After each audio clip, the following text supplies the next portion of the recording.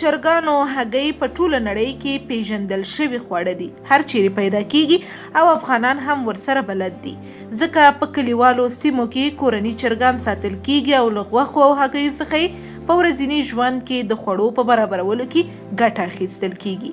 له بلې خوا د چرګې هګۍ د انسان د بدن د اړتیا وړ ډیر قوي ویټامینونه او معدني مواد لري چې په ننني مطلب کې تاسو ته یو څو در پیژنو. لومړی کلسیم.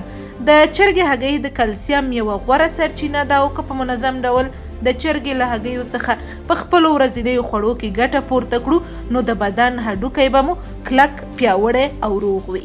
اوسپنه. د چرګې هګۍ په پریمانه کچه اوسپنه لري، له همدې کبله د چرګې د هګۍ خوړل د دې لامل کیږي چې په وینه کې اکسیجن په سمه توګه فعال شي. پوتاشیم.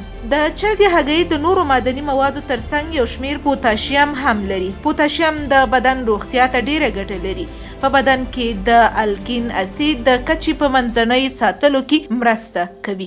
منګنیز. د چرګې په هګۍ کې پریمانه منګنیز شته چې په بدن کې د منګنیز شتون د ډیرو خطرناکو ناروغیو مخنیوی کولی شي.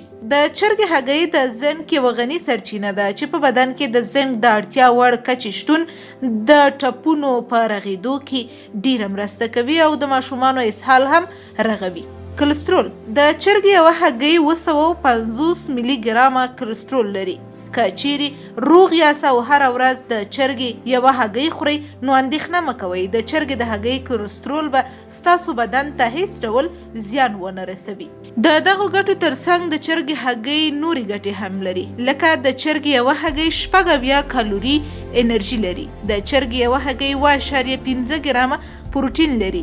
د چرګې یوه هګۍ 5.1 ګرامه سالم او بې زیانه غوړ لري.